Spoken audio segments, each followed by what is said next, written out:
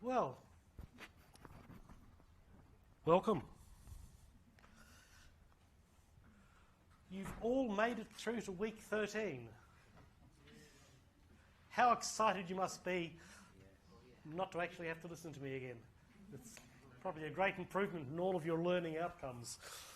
So, we're going to have a bit of a run through this evening of some simple stuff, what to do with the certifiers, and there's a couple of bits and pieces. So, start with a quote, again, Bruce Schneier. The fundamental driver in computer security in all of the computer industry is economics. That requires a lot of re-education for us security geeks. There's absolutely no point in the real world going to management and going, we've got this problem, or we've got this something, and we need to have this widget, or we need to do this, or we need to do that, because the people that you are talking to ultimately don't care. The technology is irrelevant. It's apparently working, doesn't sound like it. The technology is to them irrelevant. What to them is important is, how much is it going to cost us? Why should I actually do it? No amounts of clever technology or magic are going to change their minds. It doesn't matter if it's a CVE. It doesn't even matter if it is something that is going to cause them significant legal problems if they don't do it. They are still going to want the cost justification. You remember in week 1, I said this course is completely non-technical. You've spent 15-ish weeks going through the ISO process, which is a behavioural change process based on what does business want, which is all based on finance, economics. Although there are all sorts of clever ways to do things, the only things that actually make sense to a business ultimately is being able to trace the money, the benefit, the something. So in intelligence activities, the message is always follow the money trail. In information security, in business, it's always what's the money doing? Is it a benefit? Is it a cost? And even if we legally have to do something, because if we don't, we'll be in trouble, what's the cheapest way to do it? What's the least we can get away with? So you've all built an ISMS based on a TRA, which is a threat risk assessment, not based on clever bits of technology and all sorts of interesting technical threats and things. It's all based on money. And all of the other units you do, which may cover all sorts of interesting sorts of technology, are all really good and really interesting, but the people who make the decisions in real life are just interested in the money. So that's why Bruce Schneier said that. What are we doing this evening? Some information about the industry assessment, your opportunity to ask me any questions about anything, and you can ask me any questions you like about what are the assessors going to ask you, because I don't know. I can tell you the types of questions they've asked in the past. I can't tell you the actual questions they will ask you. The good news for you this evening is you should be out of here by about 6:45. There is no practical activity because, oh yeah, you've all handed it in. So you have the night off to do other things, which means other stuff for other units, I would imagine. But let's start with another opportunity for you to earn money. Remember last week, the university said, hey, we've got this assessment, and if you do this assessment, there's the opportunity for you to win $50 or an iPad. Well, the faculty is conducting a survey. They need at least 300 responses to make it statistically valid. So far, at the time of the email I received today, they had 80. So here's your opportunity to win $250. I mean, you could do both surveys and potentially win an iPad plus $250, or you could win $50 and $250. I mean, what is the probability of you winning both? Well, what's the probability of you winning at all if you don't enter? 0. The probability might be fractional if you do enter, but fractional is still better than none. So all it takes is a bit of time and perhaps some attention to what the answers are that you give, and you might possibly win something. Right, that's the end of the public service announcement. So, information security. What does it look like? I use different slides to describe it. You saw the week 1 slides. This is sort of the week 13 slide. Comes this weekend, I'm going to be the bottom right-hand corner. I don't intend to be a cat, but I may well be spending all of my time watching cat videos while you're doing your bits and pieces. So thank you for handing everything in. Thank you for attending. Thank you for being here most weeks. It's been interesting. This lecture theatre, for those of you who were here in week 1, holds 150 and it was full. And yeah, there are not 150 people here now. That's the natural decline. So that's the way it goes. But you're still here, you've completed, you've gone through the process, you seem to have survived. You remember in week 1 I said to you, whoever's done my units before, put your hand up, and then to everyone else, look around the room and ask them if I'm as mad as I appear to be. Now you all have the opportunity for your own opinion. 13 weeks or 15 weeks later, am I as mad as I appear in week 1? Who's for yes? Who's for no? You still don't lie convincingly. None of you have got a career in consulting if you can't lie better than that. This is not an act. This is the way I am in real life. You'll notice that I've dressed up for you this evening. It's not because it's the Melbourne Cup, it's because, generally speaking, I make the effort when semester is on. So I'll wear a jacket and a shirt and stuff like that. Semester's not on, this is me. I go to clients like this. Well, I go to some clients with a Hawaiian shirt because they're used to me. But, yeah. So, I will be the cat in week 13. We have got our industry assessment slots. You should know where you are and when you are. And it's going to be really exciting because, in 15 weeks, I get to see everybody's face 4 times. Week 1, when people turn up to see what's all this about and how weird is this person. Week 8, when you do the first quiz. Week 5, when you do the first quiz. Week 8, when you do the second quiz. And week 13, when you do your assessment. There are people that I only get to see 4 times in this whole unit. It's a surprise to me. I'm going, oh, I didn't know you were doing this unit. I say that in the little voice inside my head. Sometimes it gets out, the voice, but not often. So I will be seeing everybody's smiling face, I guess, in week 13. That means this weekend. So there are your slots. You know where to be. What's going to be happening? The assessment is in 14 SCO 133. I said 163. I think it's 133. I better check. Just give me a second. I always get it confused.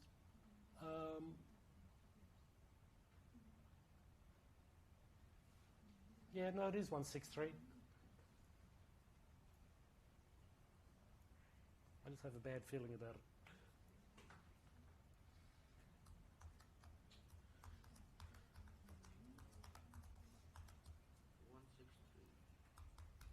Yeah, I think it's 163. Yeah, it is. Good. Yes. I just like to make sure because, I'm getting... Anyway, it's in 14 SCO 163. That's the active learning space. If you walk down Wally's Walk and you get past the big construction zone on the left, it's the building after that. We are in there.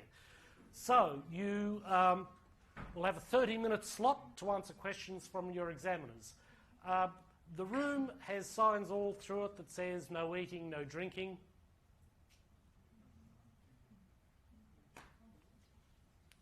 They're interesting signs on the wall. Week 1, discussion about you're walking along, it's a nice hot summer's day, you really want to sit in the shade, the only thing available to you is a seat, no one's sitting on it, but it's got a sign that says wet paint. And we've already figured out that all of you are going to ignore the sign and put your finger on it to see what it's like. So there will be a sign in the room that says no eating and drinking. You're going to be in the room for 4 hours. You will have 30 minutes in which you will be questioned by the examiners, certifiers. They are just going to ask you questions. A bit more about that later. They'll provide you with 5 minutes of feedback after they've done the questions, and you will then get written feedback later, and your marks will come out when all the marks are released. So it all happens at that one time. Every company's got to be there. You've got to be, every member of the company's got to be able to explain what they did or why they did, or, you know, and you're going to be asked questions, so you need to be able to answer them. What are they going to ask you? A little more detail in a moment, but it's up to you. You know, you've handed in the stuff now. They're going to ask you basically questions about the documents that you've given them. They already know what you've been taught. They're going to look at what you've got as the written stuff and ask you about it. So, again, the criteria. Half of the marks come from your written documentation. So that's already been sent, and that's it. The other half of your marks come from how you perform this weekend.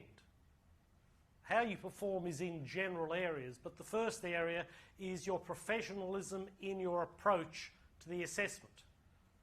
So, you know, are you taking it seriously? Do you look as if you're actually doing things? There's a couple of suggestions coming up about that.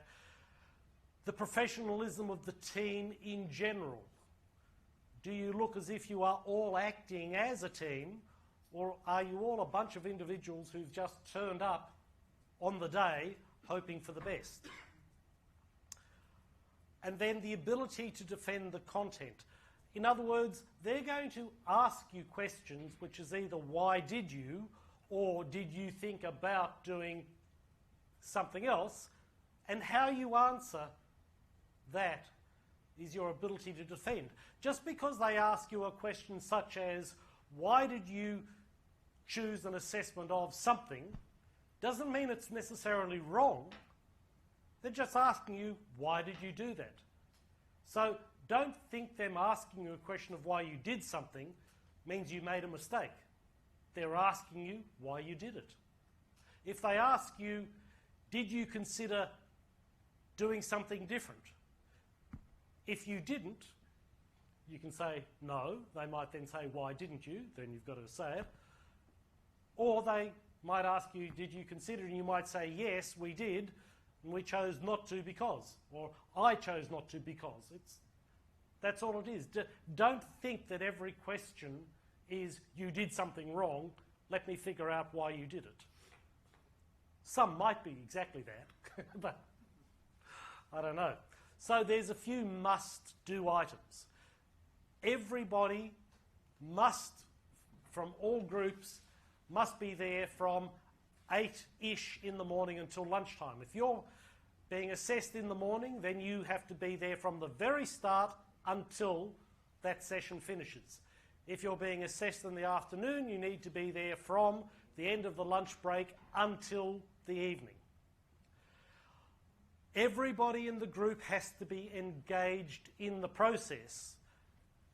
Now, if you're being assessed, it's fairly obvious you're going to be engaged, but if you're not being assessed, don't go to sleep. It's not a time to have a nap.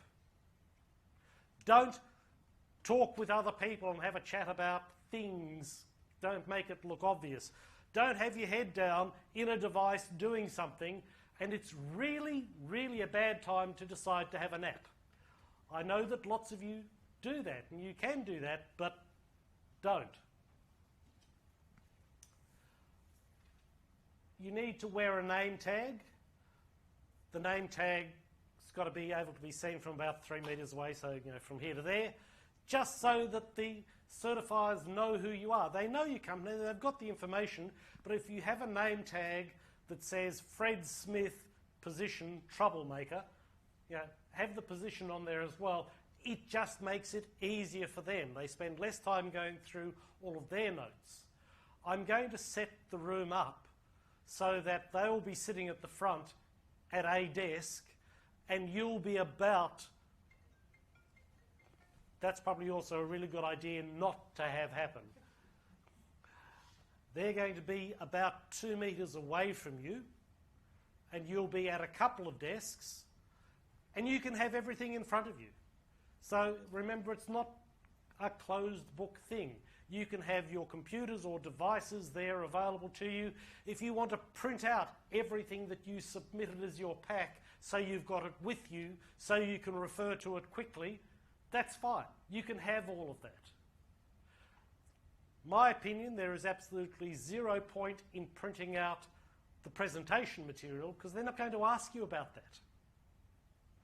They're not going to ask you questions like in quiz 2. They're not interested in the theory. I'm interested in the theory. They're interested in, right, we've got all of your stuff in front of you. These are the things that we want to know about. Some of the times they're going to address a question to you as an individual. And they'll say, can you explain what this means to you? Or why did you do this and not something else? Or can you tell me what you think this means in this context? That's addressed to you. Sometimes they'll just ask a general question to the group. So as a group, did you do something? Or why did you do that? Or questions to you are questions to you. You're wearing a name tag so they can actually figure out 2 things. How well are you responding?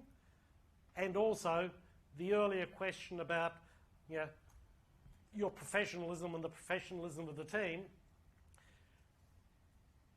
If when you're not presenting, they can see that you're doing other things, they're going to make a note of, I don't know, what you look like, or if they can read your tag, who they are. That comes to part of their mark giving later. That's why you need to be engaged the whole time, not just when they're asking you questions. So some professionalism tips. Do speak clearly, but speak to them. They're going to be examining you, not me. So I'm going to be doing my cat video watching and stuff like that. If these examiners are sitting here and you're sitting there, I might be off to one side or the other side because it'll have a PowerPoint and I need to keep time and go 5 minutes and stuff like that. But if you're giving a response, pretend I'm now one of your team members, if you can see me over there or over there because that's where I'm sitting, don't look at me to give an answer. I'm not giving the marks. Don't look at me to see whether I've gone, oh, that was really good, or, oh, why did you do that? Because I'm probably not even going to be listening to what you're doing because I'm not giving the marks. So give all of your answers and all of your attention to the certifiers because they're the ones who are giving you the marks. I don't play any role. Remain engaged and actually pay attention to what the rest of the team are doing and saying because it might be important when you need to answer a question. If a team member is asked a question, if it's not a question to the group in general, that's the person who's got to answer.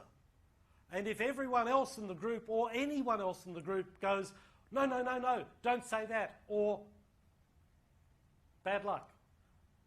The person who's asked is the person who has got to answer. And as much as you might want to jump in and go, no, no, no, no, that's not the thing to do. How many of you here have got ESP or clairvoyance? Show of hands. I mean, I know that's not, I know the answer is none of you, because you all did terribly in the second quiz. And if any of you had ESP or clairvoyance, you would have done really, really well. You'd have already known what the questions were. If another team member is giving an answer and the question's been addressed to them, don't go, oh, no, no, no. What they mean is, you clearly don't know what they mean because you don't have ESP. So don't try to correct another person. When you're giving answers in order of the best type of answer to the worst type of answer in rating, best type of answer is the correct one. Always wins the prize.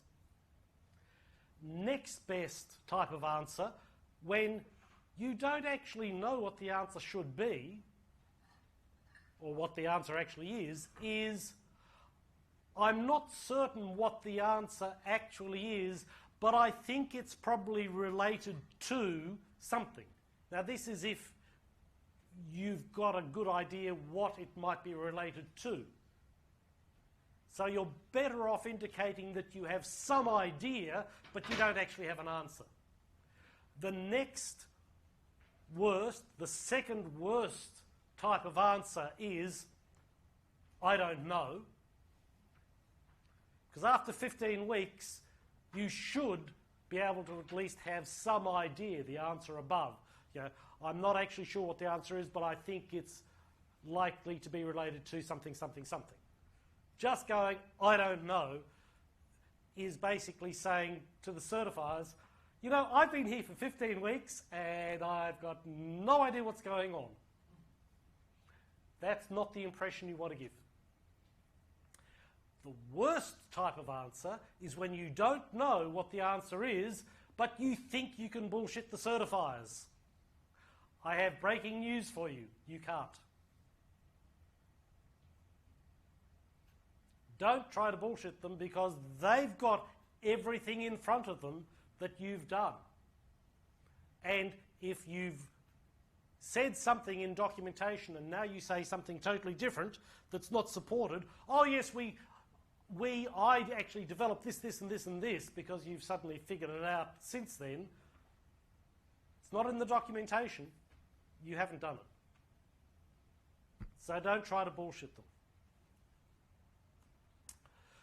Don't spend any time describing your company's plans for global expansion and how big you are and how many offices you have, and no one cares. It's not part of what they're asking you. It was important in the first 2 weeks for you to get something together to get a basis for calculations, but beyond that, no one cares. Not part of the ISMS. Don't make something up unless you think you can fool the certifiers. Not going to happen. Don't speak for another team member. You know, said it before. These are important. Don't try to do that type of thing. Now, it is possible that the certifiers are going to look at the stuff you handed in. They're going to look at the financial stuff. You've taken figures based on what you thought was appropriate. You've taken figures based on information you may have pulled from the internet from companies of similar sizes.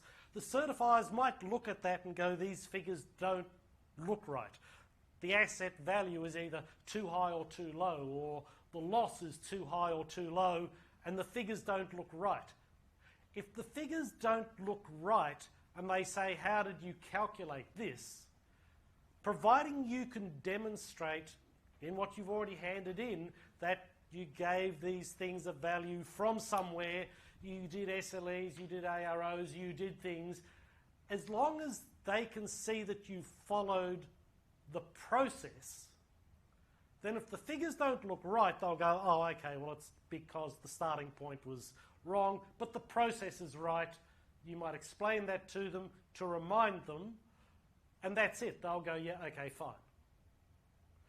But if there's no process, if there's nothing in the documentation, if they can't see a logical way for how you've calculated this, they're going to ask you. And if you haven't done SLEs and AROs and all of the things that were there available for you, and you try to make something up at the time, they're going to go, not in the documentation. That's, yeah, Don't make something up unless you think you can fool them. Certifiers are interested in what you did, how you did it, and why you did it that way. They've got your documents, they've got your working papers, but your working papers are generally terrible for them figuring out how you did it and why you did it that way, because even though I've told you, you need to document all of this, as I pointed out in week 7, most of your documentation is hopeless for that process. I have not looked at your submissions. By the way, 22 submissions all had to be in by 2300. Surprisingly, 3 groups still managed to submit after 2300. Why everyone wanted to submit, well, sorry, most people submitted very late, but why 3 groups thought they could submit later with a 10% penalty being there, I'm just still surprised with. Anyway, 10% penalty for submitting late. 3 groups have submitted late. They're going to be interested in the how, where, what and why. This doesn't apply to 1.8 because I know what happened there, okay? When asked, you don't have this documentation of the how, where, what and why. So they're going to ask you to explain things like who is responsible for the ISMS, who owns the ISMS, who owns the components of the ISMS, and that's going to be, it might be it's mine, or this bit's mine. They're sort of interested in the who. There's sort of 2 different ways of you thinking about it. You can respond as what your role is, or you can respond as you, the student, and they will, based on whatever answer you have, either ask you for more, or they might say, for example, who owns the policies and procedures? You might all look at each other blankly. This is a question that would be addressed to you as a group. And the CEO might go, well, I do. Okay, the following question might be, so why do you own the policies and procedures as opposed to one of the business areas owning their policies and procedures? You need to have an answer. If the question is who owns the policies and procedures, and you all agree that you all own the policies and procedures, they might say to you, well then why doesn't the CEO ultimately own them? I'm not saying either of your answers is right or wrong. I'm giving you an idea of the type of question they might ask you as a follow-up. Yeah? If you've said one thing, well, why is it that way? They will almost definitely ask you, how did you identify and value your information assets? And as almost none of you followed through the standard process, and even though some of you may have retrofitted the standard process, it will be obvious, you'll just need to answer that, and the right answer is the best one, bullshitting them is the worst one, and somewhere in between is going to be probably the answer you give. I have not looked at the content of your week 13 submissions. I will look at that after this weekend. And 2 reasons. I've got nothing to do with the assessment, so I'm interested in seeing what you say and do on the day just to see what happens. And secondly, I don't want to look at them and potentially give a signal to the certifiers something about you or your group. All the certifiers know about you is your name, your position, the company you're in. That's it. They know nothing about your marks, they know nothing about week 7, they know nothing about... What they see is you on the day. So I don't want to have looked at your submission beforehand in case, who knows, anything. So how you identify and value your assets, how you identify and manage your risks, we've been through it all. They're going to base that question on what you've handed in. I have no idea what you've handed in yet, so the weekend will be a learning experience for me as well. Who does what and when with risk management needs to match up to what your risk management strategy that you've handed in says. And depending upon what that is, they're going to ask you questions. They're interested in why is it that way? How did you come to making it that way? Yeah. They might ask you, could it be done differently? Or did you think about doing it differently? Or do you think it could be improved? They're questioning you on your understanding. They'll be very keen in understanding how you understand the linkages between consequences, what would management do, controls, and management behaviour.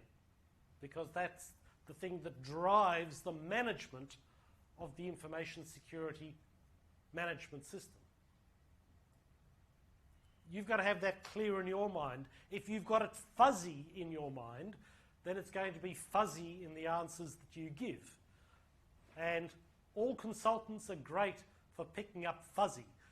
You know, fuzzy to a consultant is like blood in the water to a shark. So you need to be clear and confident. And above all, relax and enjoy the experience. It is not as bad as I've potentially portrayed it to you. It's 30 minutes and you're done. It could be a 3 or a 4 hour formal written exam. Think back to how well you performed in quiz 2. The questions that I would ask in a formal exam would be like quiz 2 questions, but covering the whole scope of everything. Based on quiz 2, almost all of you would fail. And that proves two things. You don't know how to answer the questions, and you don't know how to answer the questions. Not that you don't know the information, you don't know how to answer the questions. So if the certifiers, for example, go, please tell me about how you developed your BIA, don't tell them what a BIA is. They do know. If the question is, how did you develop your BIA, tell them how you developed your BIA. If they say, why is your DRP important, don't describe to them what a DRP is. Don't describe to them how you developed your DRP. The question is, why is the DRP important to you? Make sure you answer the questions they ask you. They do, by the way, have a sense of humour. You can make jokes with them. It's probably okay. This business here, the professionalism in the approach, the professionalism of the team. Some people have said, have asked me, emails, so how should we dress? I don't know. I can tell you how not to dress. I can tell you that wearing your best formal new thongs and a pair of shorts is probably not a good idea. I think if you want to get in a beautiful fluorescent orange top with a pink tutu, especially if you're male, well, maybe that would be interesting to make a point. I suspect that's not appropriate. I'm not even sure it's appropriate for a female. If, on the other hand, you are a very talented dancer, and we've already discussed by show of hands the answer to that is none of you, then you could possibly get away with it because you're trying to make a point because your company is a ballet company. Oh, hang on, none of you are. Yeah, you get the idea. Fancy dress, probably not a good idea. Want to turn up wearing a hat? Hats for religious purposes, fine. Hats for social purposes, fine. as we figured out, I'm old. My mother is older. She'll be 98 on Monday. She taught me, as you've probably noticed, if you are a male, you do not wear a hat inside. That's just the way I was brought up.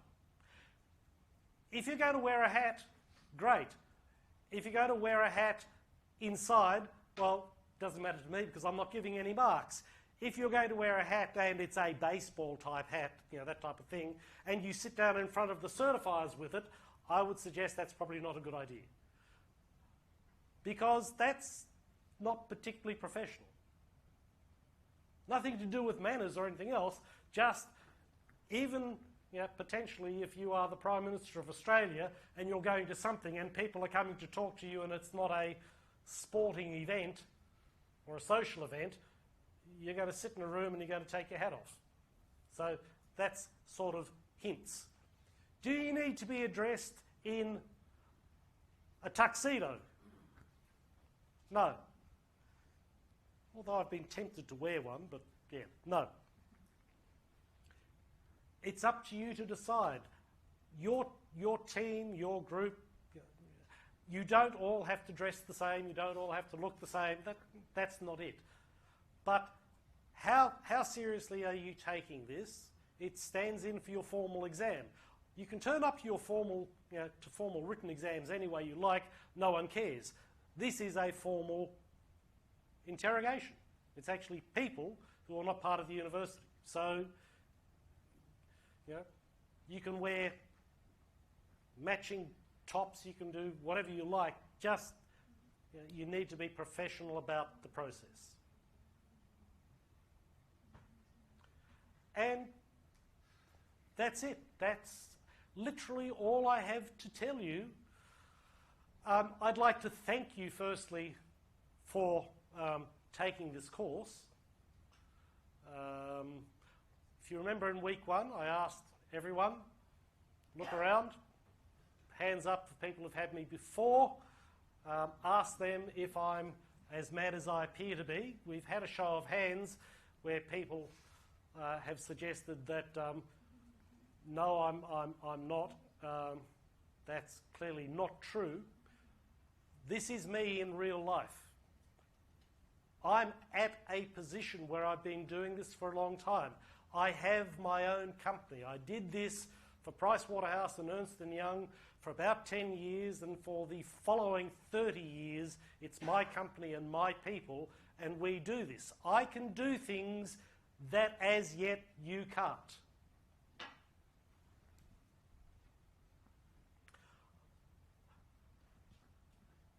In the early 90s, I was leading a project for Pricewaterhouse in Singapore. It was the development of the Singapore Intelligent Island project, and I was the lead architect for that project. I was the only Australian there. Everyone else from all of the different teams, from Pricewaterhouse and IBM and all sorts of other people, were all local Singaporeans. And I turned up at the first meeting to chair the meeting, which was all of the participating groups, plus generally the heads of government departments. And of course, Pricewaterhouse process was suit, tie, you know, that type of business. And I walked into the meeting and everyone is sitting there in, you know, business shirts, but lots of them in short sleeve business shirts, business trousers, including the Deputy Prime Minister of Singapore, Goh Chok Tong. And I thought, I stand out a bit here. Oops. After the meeting, he sort of pulled me aside and said, "You Australians, you're funny."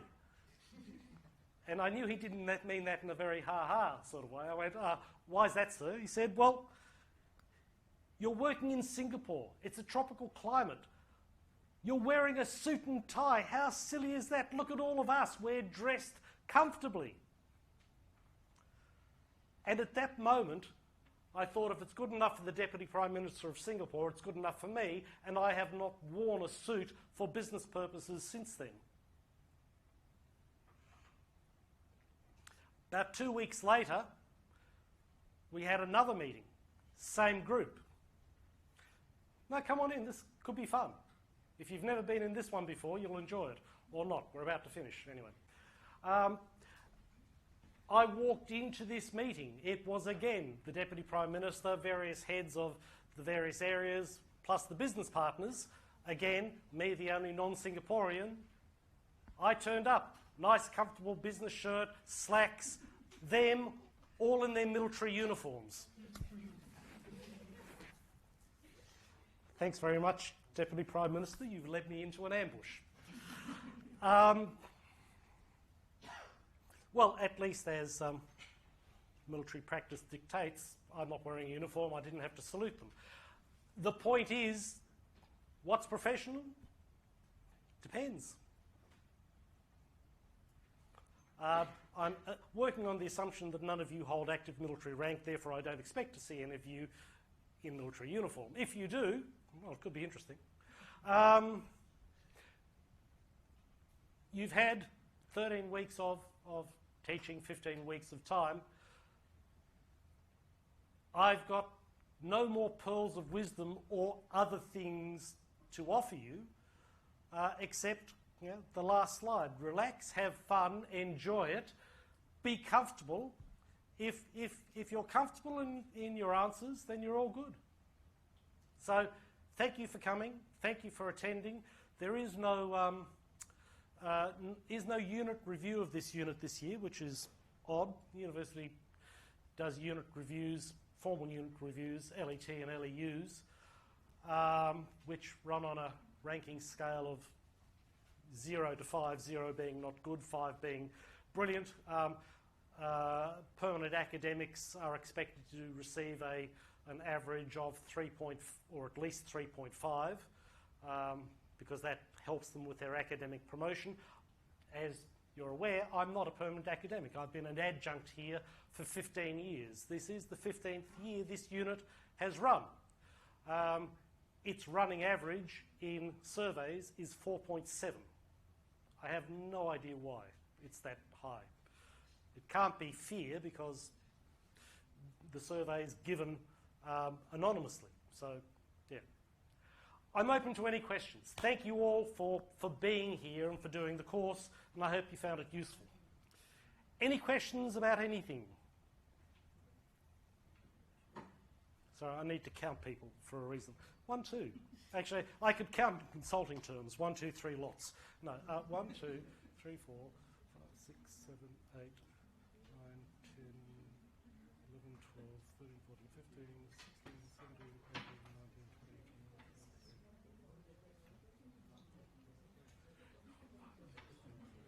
21. Right. Questions, thoughts, suggestions, ideas? Go and get a real job. I can tell you a consulting joke. It's a consulting engineering joke. Yeah. You can tell a professional consulting engineer, because when they can see the light at the end of the tunnel, they order more tunnel. That was the end of the joke, sorry. There is no practical this evening. Yeah. After I finish in about a minute, that's it, we're done. I will look forward to see your smiling faces on Saturday Saturday or Sunday. How many of you would like to turn up for both days just for fun? You see, here's the important thing. There is an old joke that says, do you know what the secret to good comedy is? Timing. It's not funny because it's not. So the secret to being able to be convincing in when you want to lie is to be quick about it. How many of you want to be here? Yeah. That's convincing lying. How many of you want to be here for both days? This is the giveaway. Okay, I promise you that the certifiers won't socially engineer you. Okay? They're just going to ask you things.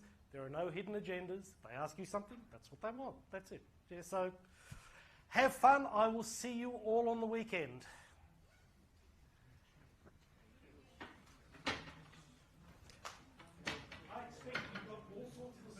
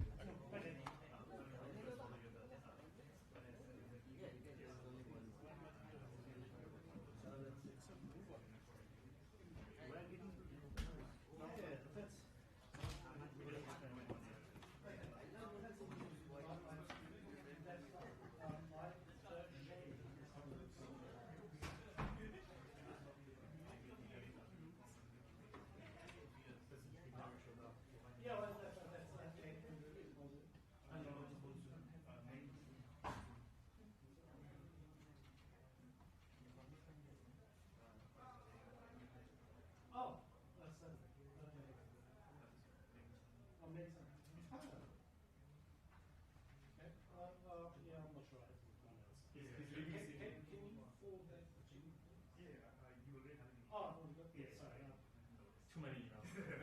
If you want, I can send you. No, that's fine. I will definitely want it. So usually you have 8 people with now 7.